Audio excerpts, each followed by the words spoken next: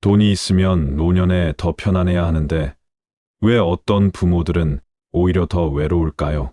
왜 경제적으로 풍족한 사람일수록 자녀와의 관계가 어려워지고 사람들의 진심을 구별하기 어려워질까요?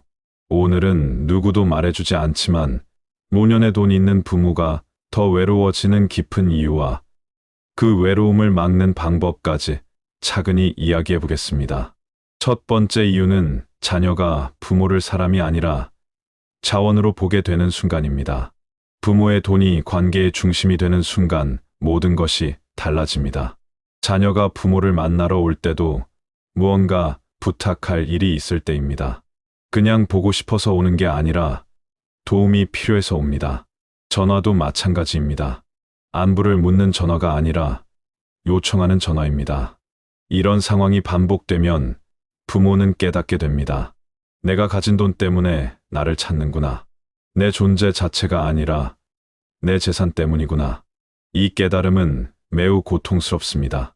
자녀가 부탁을 할 때도 항상 요청의 이유가 돈과 연결됩니다. 집을 사야 한다, 차를 바꿔야 한다, 사업 자금이 필요하다, 아이 교육비가 든다. 모든 이유가 경제적입니다. 부모와 나누는 대화의 주제도 돈입니다. 일상적인 이야기는 사라지고 경제적 논의만 남습니다. 부모는 점점 자신의 존재가 아닌 재산으로 평가받는 느낌을 받게 됩니다. 이것이 외로움의 시작입니다. 존재의 가치가 아니라 소유의 가치로 평가받는 것. 이보다 더 외로운 일이 어디 있겠습니까? 두 번째 이유는 도움이 많을수록 기대도 높아진다는 것입니다. 부모의 지원이 많을수록 자녀는 그 상태를 당연한 기본값으로 인식합니다. 처음에는 감사했을지 모릅니다. 하지만 시간이 지나면 당연해집니다. 부모가 도와주는 것이 의무처럼 여겨집니다. 감사가 줄어들고 요구는 커집니다. 처음에는 1,000,000원이면 고마워했습니다. 하지만 나중에는 1,000,000원으로는 부족하다고 합니다. 더 큰 금액을 요구합니다. 기대치가 계속 상승합니다. 부모는 이런 상황에서 딜레마에 빠집니다. 거절하면 관계가 나빠질 것 같고 계속 주면 끝이 없을 것 같습니다. 내가 주지 않으면 관계가 유지되지 않을까 두려움을 느끼게 됩니다. 이 두려움이 외로움으로 변합니다. 진심이 아니라 돈 때문에 유지되는 관계. 그것이 얼마나 공허한지 부모는 알고 있습니다. 하지만 그 관계마저 잃을까봐 계속 돈을 줍니다. 악순환입니다. 감정적 교류는 줄어들고 경제적 거래만 늘어납니다. 부모와 자녀 사이가 마치 금융 관계처럼 변합니다. 이것이 현대 노년의 비극입니다. 세 번째 이유는 재산은 많지만 경제적 주도권은 점점 약해지는 역설입니다. 돈이 많은 부모일수록 자녀의 개입이 많아집니다. 자녀는 조언이라는 이름으로 간섭합니다. 어머니, 그 돈으로 이걸 사지 마세요. 아버지, 그 투자는 위험해요. 이렇게 말합니다. 처음에는 걱정해서 하는 말처럼 들립니다. 하지만 반복되면 통제가 됩니다. 부모의 결정을 무시하거나 대신 결정하려는 태도가 나타납니다. 부모가 하고 싶은 일이 있어도 자녀가 반대하면 할 수 없습니다. 여행을 가고 싶어도 돈 아깝다고 합니다. 취미 생활을 하고 싶어도 낭비라고 합니다. 부모 자신의 돈인데 마음대로 쓸 수 없습니다. 돈이 많으면 많을수록 오히려 통제받는 느낌이 강해지는 상황이 발생합니다. 자녀는 부모의 재산을 미래의 자기 것으로 여기기 시작합니다. 그래서 부모가 돈을 쓰는 것을 못마땅해 합니다. 자기 몫이 줄어든다고 생각합니다. 부모는 이런 시선을 느낍니다. 내 돈인데 내 마음대로 못 쓰는 상황. 이것이 얼마나 답답하고 외로운 일인지 경험해보지 않은 사람은 모릅니다. 네 번째 이유는 돈 이야기가 대화를 잠식한다는 것입니다. 자연스러운 일상 대화가 사라집니다. 만나면 경제적 부탁, 상속 지원, 계산 이야기만 반복됩니다. 오늘 뭐 했어? 날씨가 좋네. 건강은 어때? 이런 평범한 대화는 사라집니다. 대신 집값이 얼마 올랐다, 금리가 어떻다, 세금이 얼마다 이런 이야기만 합니다. 감정적 교류가 없는 관계는 빠르게 소원해집니다. 사람은 감정으로 연결됩니다. 돈 이야기만 하면 감정이 끊깁니다. 계산만 남습니다. 계산으로 맺어진 관계는 차갑습니다. 온기가 없습니다. 부모는 자녀와 대화하면서도 외롭습니다. 함께 있어도 마음이 통하지 않습니다. 표면적인 대화만 오갑니다.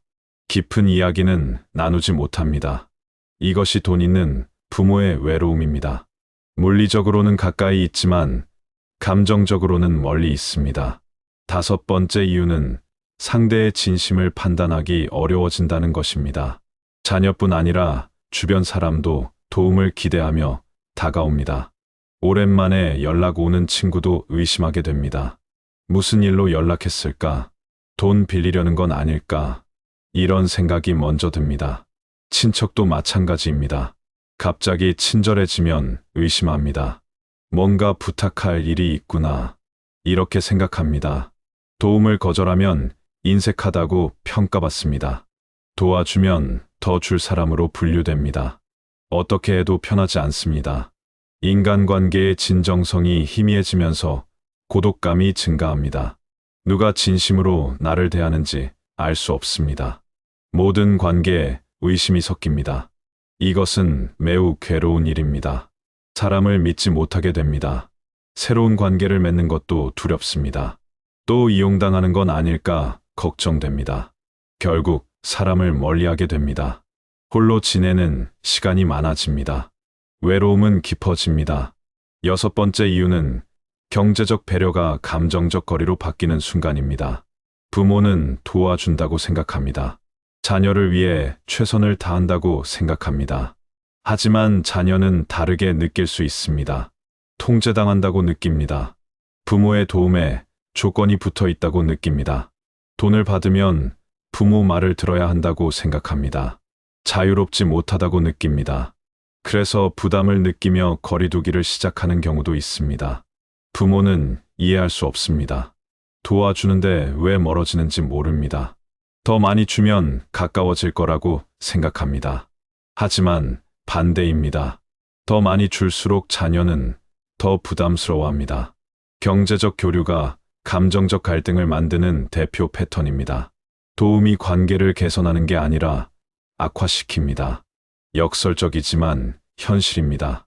일곱 번째 이유는 부모 스스로도 자신의 가치를 돈으로 평가하게 된다는 것입니다. 내가 돈이 없으면 찾아오는 사람도 없겠지. 이런 생각을 하게 됩니다. 스스로를 돈의 가치로만 판단합니다. 존재 자체의 가치를 잊어버립니다. 이것은 매우 슬픈 일입니다. 스스로 관계를 시험하고 의심하게 되는 감정이 생깁니다. 자녀가 전화하면 무슨 부탁일까 먼저 생각합니다. 자녀가 방문하면 돈 달라고 할까 긴장합니다. 순수한 만남이 없습니다. 모든 관계에 의심이 섞입니다. 이는 고독을 더욱 깊게 만듭니다. 자기 자신조차 믿지 못하게 됩니다. 내 판단이 맞는지 확신할 수 없습니다. 혼란스럽고 불안합니다. 여덟 번째 이유는 상속과 재산이 가족 안에서 숨겨진 경쟁을 만든다는 것입니다. 자녀가 여럿이면 더 복잡합니다. 자녀 간 갈등이 생깁니다. 누가 더 많이 받을지 경쟁합니다. 부모를 더 자주 찾아가는 자녀, 부모에게 더 잘하는 자녀, 모두 계산이 깔려 있습니다. 사위와 며느리도 개입합니다. 배우자가 부축입니다. 우리도 받아야 한다고 말합니다. 다른 형제보다 더 받아야 한다고 압박합니다. 부모는 이런 분위기를 감지합니다. 자녀들이 서로 경쟁하는 것을 봅니다. 마음이 아픕니다. 내 재산 때문에 형제가 싸웁니다. 작은 말 한마디에도 저 말의 의도가 무엇인지 과도하게 해석하게 됩니다. 모든 행동이 계산으로 보입니다. 순수한 효심이 없어 보입니다. 부모의 심리가 예민해지고 외로움이 배가 됩니다. 가족인데 가족 같지 않습니다. 함께 있어도 각자 계산합니다. 아홉 번째 이유는 주는 역할이 멈추는 순간 관계가 공허해진다는 것입니다. 돈으로 해왔던 관계, 유지 방식이 건강하지 않았다는 사실을 뒤늦게 깨닫는 경우가 많습니다. 경제적 지원을 멈추면 갑자기 연락이 줄어드는 자녀를 봅니다. 돈을 주지 않으니 방문도 뜸해집니다. 전화도 안 합니다. 명절에만 형식적으로 옵니다. 이때 느끼는 상실감은 매우 크고 외로움으로 직결됩니다. 내가 뭐였나 싶습니다. 그냥 지갑이었구나. 현금 인출기였구나. 이런 생각이 듭니다. 배신감과 허탈함이 몰려옵니다. 평생 모은 돈이 무슨 의미인지 의문이 듭니다. 관계를 지키지 못했는데 돈이 무슨 소용인가. 이런 깨달음은 고통스럽습니다. 그렇다면 어떻게 해야 덜 외로운 노년을 만들 수 있을까요? 첫 번째 해결책은 경제적 지원에 경계를 세우는 것입니다. 도울 수 있는 범위를 명확히 설정하세요. 무한정 줄 수 없다는 것을 분명히 하세요. 반복적이고 무리한 요청에는 단호히 거절하세요. 거절이 나쁜 게 아닙니다. 나를 지키는 행동입니다. 이제부터는 내가 나를 위해 돈을 쓰겠다고 선언하세요. 이 선언은 큰 효과가 있습니다. 자녀의 태도가 달라집니다. 처음에는 반발할 수 있습니다. 하지만 시간이 지나면 받아들입니다. 경계가 명확해지면 관계가 오히려 건강해집니다.